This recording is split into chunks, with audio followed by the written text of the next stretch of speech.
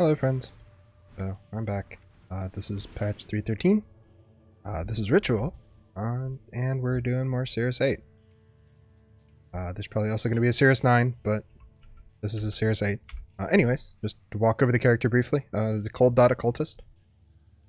So, basic idea here is we're casting juiced up vortices, I guess. They do a bunch of damage. We have a Spellslinger set up for Creeping Frost. We have a smaller Spellslinger set up for Frostbolt. The goal here is really just that the Frostbolt is out in the world. Then when you run with Vortex, the Frostbolts pop and turn into more vortices. So cover the ground in cold, very good at applying things. We're low life this time around. As you can see, we've got Zealotry, Hatred, and Malevolence. That are auras that are giving us a bunch of additional damage. We're using Shavs to deal with the fact that chaos damage exists. Actually have a decent amount of chaos resistance on this character. It's not perfect yet. Like, one of these rings technically needs it, but we'll get there. So gear. This wand needs a multi-mod. It will also have like 16 to 19% cold damage over time when it has the multi-mod, but not a huge difference. Corrupted Rhyme Gaze.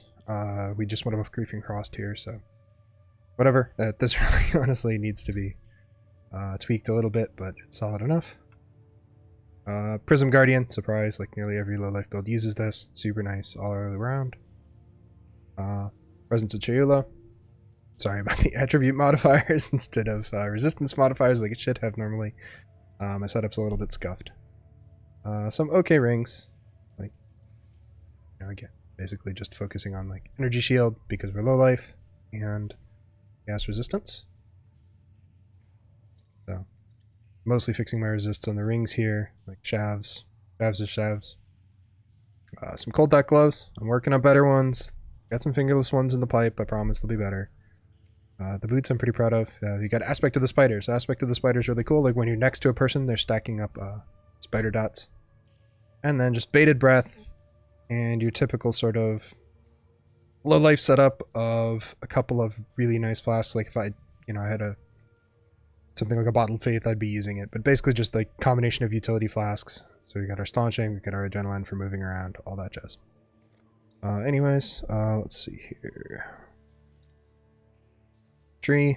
Not doing anything too surprising. We got Profane Bloom for clearing, Malediction for an extra curse. My Awakened Hex Touch isn't leveled up yet. And then Void Beacon and Rigid Wake. You can also play this build as an Elementalist. If you look at PoE Dan, he does something like that, except he's basically, he's actual, so he's life ES hybrid rather than low life. So the tree ends up looking a little different. But it's pretty much just like Path to Arcane Swiftness, pick up energy shield nodes of various varieties here, like a Natural Calm.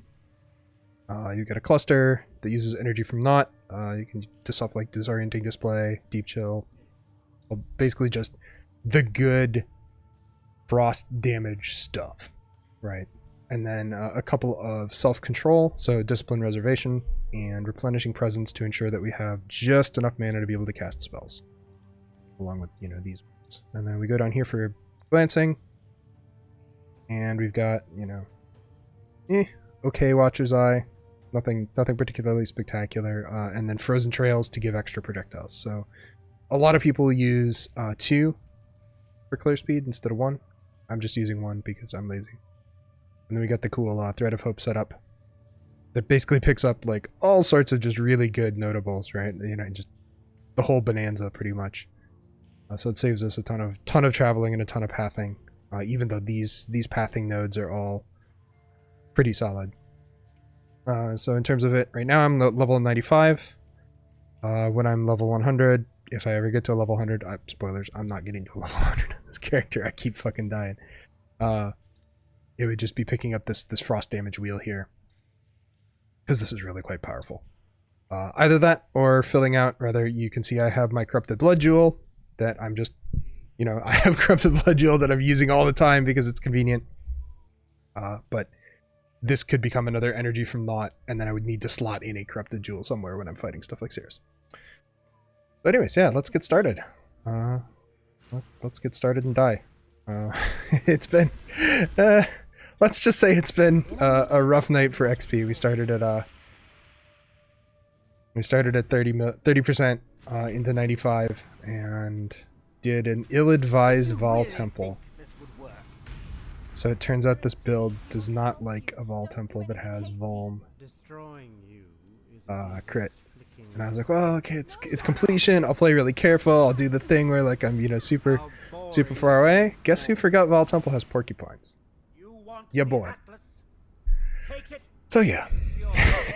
Anyways, that was my experience with Vol Temple, and now I'm minus 30%. So we've got our RP here. Role playing is really cool. Yay, go role playing. So I'm gonna hang out once I zone in. I'm gonna hang out a little bit. I've actually been having some performance problems with Cirrus. This is actually not the first time I've killed Cirrus 8 on this character. It's the first time that I've felt chipper enough to try attempting to record it. The quarantine beard here in full effect.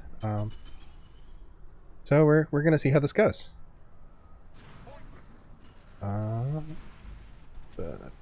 Up is probably the best bet here. Little sketchy, but we're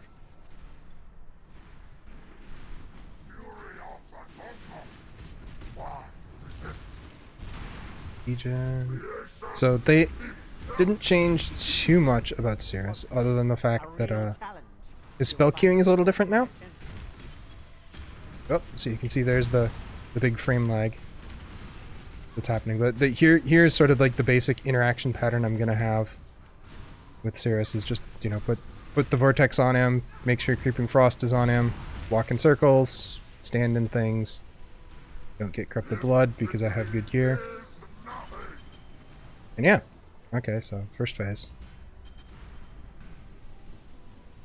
Oh man, I forgot just how distracting talking to y'all is. It's actually sort of funny. One of the other cool things about this patch, and that is like sort of something to capture as a time capsule here, is that they added Cirrus to maps. So if you're doing an influenced map at endgame, like basically like 13, 14, 15, 16, Cirrus will occasionally appear and fuck with you, which is really neat. Because when he appears, he also causes everything to drop absolute shed loads of influenced items. So they're like super excited. Just like, you know, you see him and you're like, oh man, I'm gonna get a ton of loot this time around. It's gonna be super awesome. Oh. Okay. So you can see here that like the downsides of this build are it has almost no armor, right? Like my armor comes basically from a granite flask. And that's it. I'm gonna go over here.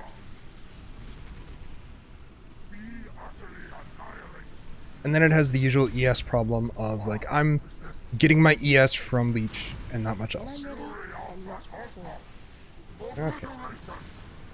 Come on down. Come on down and save big money at Menards, my friend.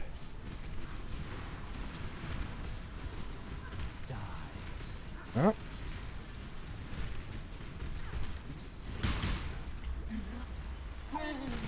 Probably didn't need to burn the Quicksilver charge there.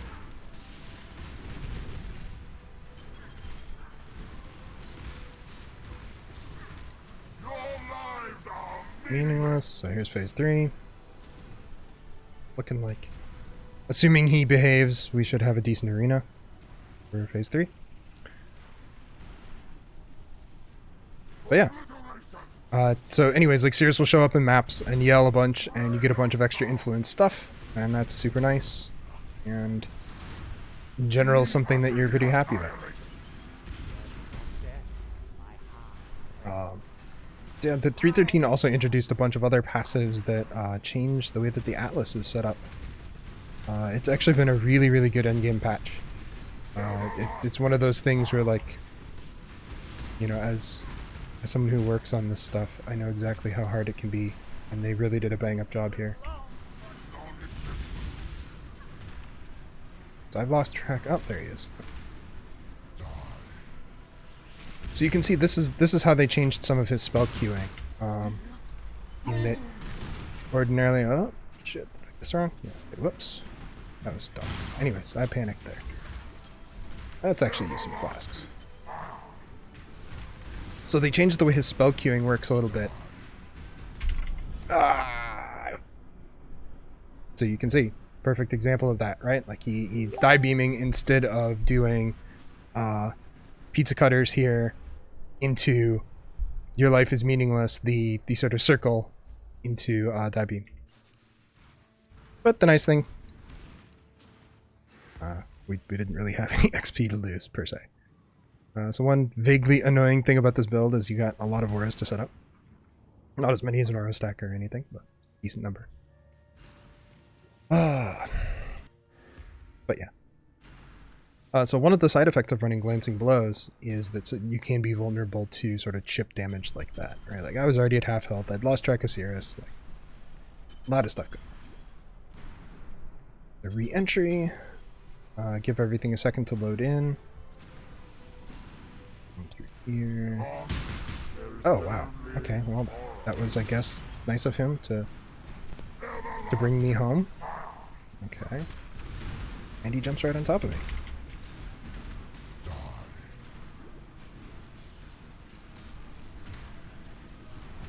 When I'm ready, I'm not before.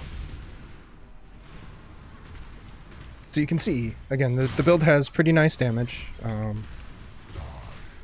But one of the big things here with Cirrus is the spell queuing is messed up. So anyways, that's the fight. I'm certainly not going to complain about that. I'm getting a little Awakener's orb there. A little something something. And a 17 threat of hope. Oh well. I guess maybe a divine can fix it. Nothing too exciting other than the Awakener's orb. But yeah. Oh, wait. This is an 86 Hunter. Hey, sweet. Okay. Yeah, so the reason the 86 Hunter is important, 86 Hunter can turn into +1 spells. You all know this. I don't. Like 5 of you have watched this. So anyways, take care, friends. Have a great day. And yeah, that was Cirrus 8, 1 death. Better than my Vol Temple that was ill-advised. Take care and have a good day. Bye-bye.